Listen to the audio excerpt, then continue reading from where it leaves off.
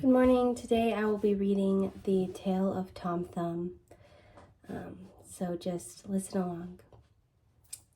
Once upon a time, in the days of King Arthur, there lived a countryman and his wife, who, though they had plenty to eat and drink and a very comfortable cottage to live in, were not at all happy. They had no children, and they both wished very much for a baby. The wife was often in tears, and her husband was at work. And when her husband was at work, she was all alone, because she had not an infant to take care of and nurse. One day, as she sat weeping by herself, more than usually sad, she said aloud, "If only I had a dear little baby, I should not care what it was like. I should be thankful for one if it were no bigger than my husband's thumb." Now it happened that the Queen of Fairies was passing by, though the poor woman could not see her, and she knew the farmer's wife was kind to the poor and likely to be a good mother. She thought she would grant her wish. So, about an hour or two afterwards, the woman was much surprised to see standing by the table a very beautiful lady, dressed splendidly, with a glittering star on her forehead and a wand in her right hand, with a gem of great brilliance at the top of it. But what delighted the woman most of all was a tiny cradle made of a walnut shell lined with velvet, in which lay the prettiest baby ever seen. But it was only just as large as a man's thumb. "See," said the fairy, "your wish is granted. Here is a baby for you. Take care of it. It is your own."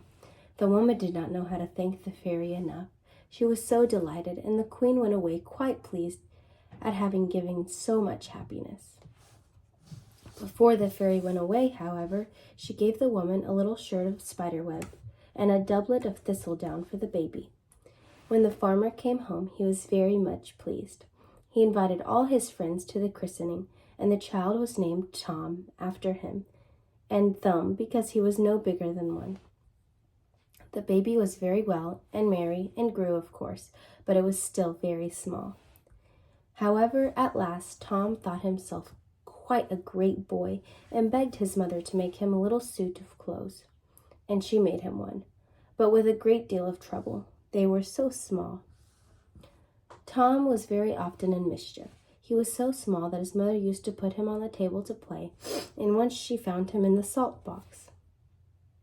One day, when she was making plum pudding, and Tom stood by the side of the basin and peeped over the edge, but he could not see into it very well.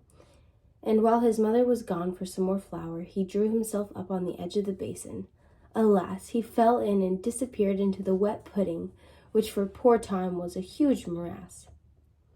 Tom would have cried out, but the pudding stuck his lips together, and his mother was not missing him. Stirred up in the mixture, and put him into the pot. Tom no sooner felt the hot water than he danced about like mad. The woman was nearly frightened out of her wits to see the pudding come out of the pot and jump about, and she was glad to give it a tinker who was passing that way. The tinker took the pudding and put it in a cloth to carry it home to his family, who seldom tasted such a good dish. But by and by, as he went climbing over a stile, he happened to squeeze it, and Tom, who made quite an arch over his own head in the dry pudding, by this time cried out from the middle of it, "Hallo, Pickens!"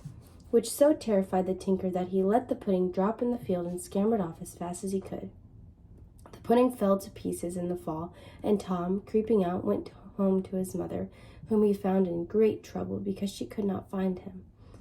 After this accident, Tom's mother never let him stay near her while she was cooking, but she was obliged to take him with her when she went out milking, for she dared not trust the little man in the house alone. A few days after his escape from the pudding, Tom went with his mother into the fields to milk the cows, and for fear he should be blown away by the wind, she tied him to a thistle with a small piece of thread.